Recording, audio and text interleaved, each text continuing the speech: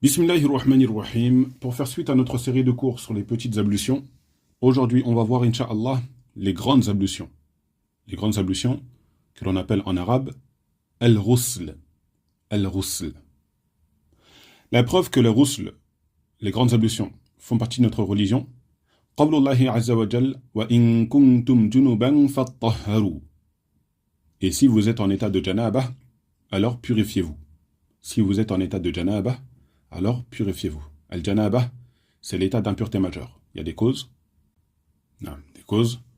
qui font tomber la personne dans cet état, l'état de janabah. On verra cela, Inch'Allah ta'ala, dans le prochain cours. On répète le verset. قال الله عز وجل وإن كنتم جنبا فطهروا. Et si vous tombez en état de janabah, alors purifiez-vous. Sourate 5, verset 6. Pour rappel, dans ce verset, Allah Azza wa Jal, donc Sourate 5, verset 6, il y a évoqué les différents types de purification. Petites ablutions, là comme on vient de voir les grandes ablutions, pareillement l'essuyage sur les chaussettes et aussi at-tayammum. Mais aussi at-tayammum. Les savants ont tiré de ce verset qu'il y avait deux façons de faire le ghusl. Deux façons de faire le ghusl, bien sûr, de ce verset, et des hadiths authentiquement rapportés du prophète sallallahu alayhi wa sallam. Donc deux façons de faire le ghusl, les grandes ablutions. Une façon qui est permise et une façon qui est recommandée. Et on conseille aux gens, que ce soit à notre propre personne, déjà en premier lieu, et ainsi qu'à tout le monde, de faire le ghusl de façon complète, de façon recommandée. Pourquoi? Parce que c'est des bonnes actions. Allah Azza wa Jal, il aime cette adoration. Il aime le ghusl. قال الله عز وجل إن الله يحب التوابين ويحب المتطهرين. Allah Azza wa Jal aime ceux qui se repentent à lui et ceux qui se purifient. Donc Allah Azza wa Jal aime ça. Il aime al-ghusl, subhanahu wa ta'ala, cette adoration. Donc faites-le comme le prophète il a fait, sallallahu alayhi wa sallam. Mais voilà, celui qui est pressé par exemple, celui qui est pressé, il va sortir de l'heure de la prière, il a un rendez-vous, lui, il peut faire le ghusl qui est permis, qui est beaucoup plus rapide, comme on va le voir, incha'Allah ta'ala. Cite la parole de Cheikh Mohammed ibn Salih al-Uthaymin, rahimahullah, faqala fi sharh al-mumti'. Donc dans sharh al-mumti', c'est un livre en plusieurs volumes de Cheikh al-Uthaymin où il explique le livre Zad al-Mustaqni'. Al-sharh al-mumti' ala Zad al-Mustaqni'. Et c'est un livre important. C'est un livre important. Même si tu ne comprends pas l'arabe, achète-le. Achète-le. Premièrement, ce sont des bonnes actions. Deuxièmement, Inch'Allah ta'ala, Allah Azza wa Jal, par cet achat, par cette cause que tu aies fait, cet achat-là. C'est une bonne action, cet achat. C'est une bonne action, cet achat. Allah Azza wa Jal peut te faciliter la langue arabe par cette cause-là. T'as acheté, Allah Azza wa Jal, il met dans ton cœur la motivation pour comprendre la langue arabe et pour pouvoir lire ce genre de livre. Pour pouvoir lire ce genre de livre. Et avant ça, lire le Coran et le comprendre correctement. On peut citer autre chose.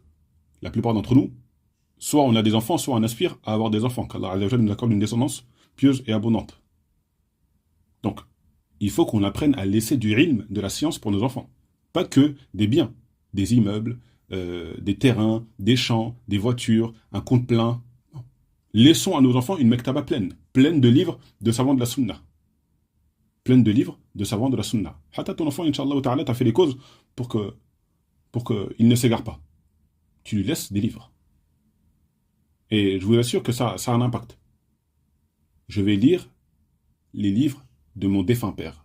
Je vais lire les livres de ma défunte mère. Qu'Allah Azza wa Jal fasse miséricorde à ceux qui nous ont précédés dans la mort. Non.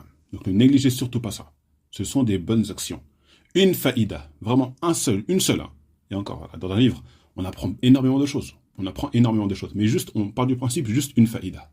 Un enseignement profitable qu'il va profiter. Toi, si tu es mort, tu vas prendre des bonnes actions. Déjà, si tu es vivant, tu vas prendre des bonnes actions, mais bon, qu'Allah Azza wa Jal nous fasse mourir sur l'islam. Si jamais on meurt musulman, on profitera de tout ça. Et s'il enseigne cela à quelqu'un, tu profiteras des bonnes actions de ton enfant et des bonnes actions de cette personne-là qui l'a appris. Et s'il apprend à ses enfants, qui vont apprendre à ses enfants, qui vont apprendre à leurs enfants, et eux, ils font da'wah. Et si jamais dans tout ça, dans tes descendants, on ne sait pas, il y aura qui dans nos descendants? S'il y a un prédicateur, à la sunna, un imam, quelqu'un, ça devient un savant. Ça devient un savant parmi tes descendants. Alors peut-être que ça va être la 3e, 4e génération, peut-être. Mais il y a un savant qui sort. Et c'est par ta cause, peut-être. Ce sera peut-être par ta cause. Donc ne négligez pas le bien. Et ne vous dites pas, c'est trop loin, c'est... Non, quoi, moi? Ne dites pas ça. Ne désespérez jamais. Ne désespérez jamais. طيب. qu'Allah Azza wa Jal nous augmente en science. قال الشيخ محمد بن صالح العثيمين رحمه الله في الشرح الممتع. نعم. قال: والدليل على أن هذا الغسل مجزئ قوله تعالى: وإن كنتم جنبا فطهروا ولم يذكر الله شيئا سوى ذلك. La preuve que le ghusl al-mujzi, le ghusl permis, voilà, autre que le mustahab, ça on le verra plus tard, Inch'Allah ta'ala. Là on parle du ghusl, les grandes ablutions permises. La preuve de cela, c'est le verset où Allah Azza wa Jalla dit fattahharu. Et après il dit walam yadhkurillahi shay'an siwa dhalik. Allah Azza wa Jalla n'a pas cité autre chose. Il a juste dit fattahharu, purifiez-vous. Et la purification, comme vous le savez, c'est avec de l'eau. C'est avec de l'eau. Donc après il dit ومن عم بدنه بالغسل مرة واحدة صدق عليه أنه قد اطهر. Celui qui mouille tout son corps avec de l'eau. Et bien sûr, avec une niya au préalable, il n'a pas cité mais c'est évident, avec une intention, mais aussi, comme il l'a cité dans je ne sais pas si c'est dans ce livre-là, ou dans un autre, il a dit qu'on devait faire al-madmadatu wal-istinshaq, mettre l'eau dans la bouche et dans le nez. Mettre l'eau dans la bouche et dans le nez. Donc à prendre en considération ces deux choses-là, l'intention et le fait de mettre l'eau dans la bouche et dans le nez. Donc celui qui mouille tout son corps, avec au préalable une intention de se purifier pour Allah Azza wa Jal, et en mettant de l'eau dans sa bouche et dans son nez, lui, il a fait ce qu'on appelle al-ghusl. L'adoration qu'on appelle al-ghusl, les grandes ablutions. Parce qu'Allah Azza wa Jal nous a juste demandé de nous purifier sans rien préciser. Regardez juste avant, parce que là on est dans le même verset que les petites ablutions. Juste avant, Allah Azza wa Jal, il cite les petites ablutions. Ya ayyuhalladhina amanu idha qumtum ila as-salati faghsilu wujuhakum wa aydiyakum ila al-marafiqi wamsahu bi ru'usikum wa arjulakum ila al-ka'bayn. C'est précis. C'est très précis. De la main jusqu'au coude, tu fais le mash pour la tête, etc. C'est très précis. Par contre, pour les grandes ablutions, Allah Azza wa Jal, il a juste dit fattahharu. Purifiez-vous. Donc ceci nous montre que on a le droit de juste mouiller son corps avec de l'eau, bien sûr tout le corps, tout le corps, les parties intimes, derrière les genoux, en dessous des aisselles, derrière les oreilles, tout. Du moins on essaye de s'efforcer à ce que l'eau elle touche tout notre corps. Donc la personne qui fait cela, bien sûr au préalable avec une intention, en ayant mis l'eau dans sa bouche et dans son nez, il aura fait ce qu'on appelle al-ghusl.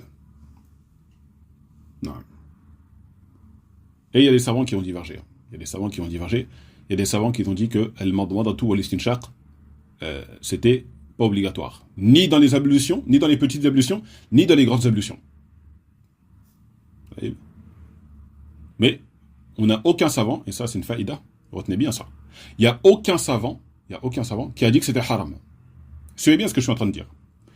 Je vous ai dit, je vais répéter, il y a des savants qui ont dit que le fait de mettre l'eau dans la bouche et dans le nez, c'était une sunnah dans les petites ablutions et dans les grandes ablutions.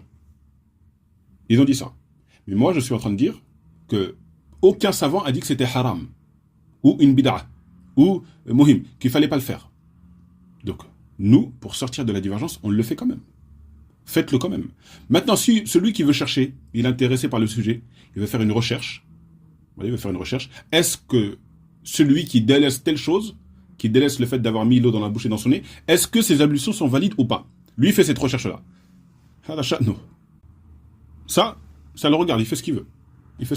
Bien sûr, le débutant, il fait pas ça. Il fait pas ce genre de recherche. Le débutant, il apprend, il suit les preuves du Coran et de la Sunna. Et voilà, si jamais, plus tard, maintenant là, je vous ai donné un avis. Je vous ai donné un avis qui repose sur les preuves. Rappelez-vous, on avait dit al-anf wal-fam min al-wajh. Al-anf, le nez, wal-fam, la bouche, ça fait partie du visage. Et Allah Azza wa Jalla, il a dit faghsilu wujuhakum. Et lavez vos visages. Et lavez vos visages. Fait partie du visage, la bouche et le nez. Fait partie du visage, la bouche et le nez. Et pareillement, pour le roussel, fattaharu. Il faut que tu fasses, il faut que tu laves tout ton corps. Il faut que tu laves tout ton corps. La bouche et le nez compris. Voyez. Et bien sûr, avec une intention. Avec une intention. On insiste sur ça. Il y en a certains, ils peuvent prendre une douche, ils prennent juste une douche, et après ils pensent qu'il a fait le roussel. Non. Il faut mettre l'intention. Et comment mettre l'intention? Tu te dis dans ta tête que tu fais ça pour Allah Azza wa Jal, pour te purifier.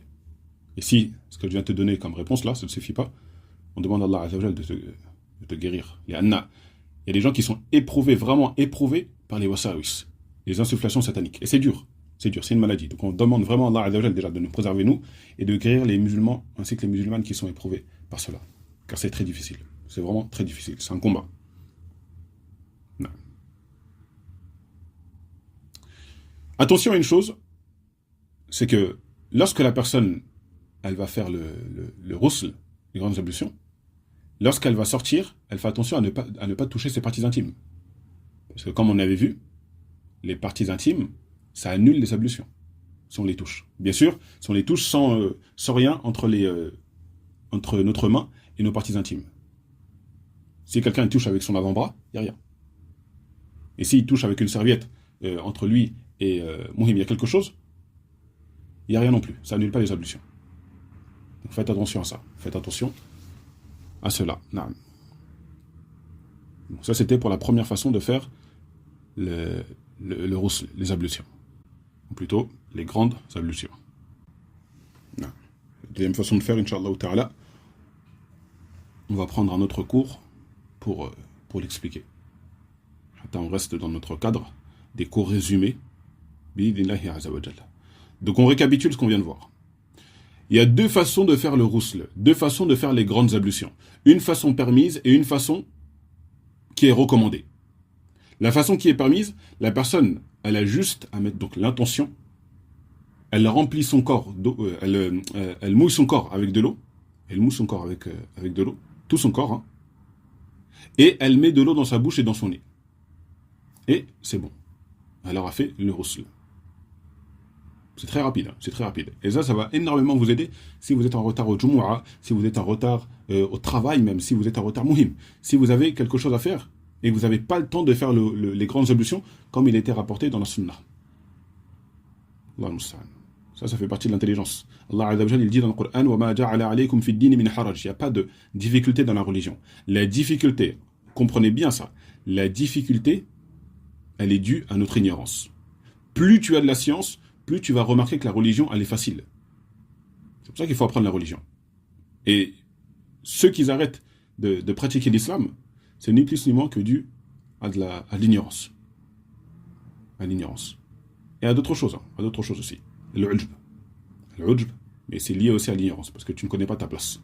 Le ujb, c'est le fait de se la raconter. La vanité. Celui qui ne connaît pas sa place, qui ne sait pas qu'Allah Azza wa Jal est au-dessus de lui, et qu'il n'a pas à s'enorgueillir, qui a toujours mieux que lui, comme Allah Azza wa Jalla a dit, وَفَوْقَ كُلِّ ذِي عِلْمٍ عَلِيمٍ, il y aura toujours au-dessus de toi.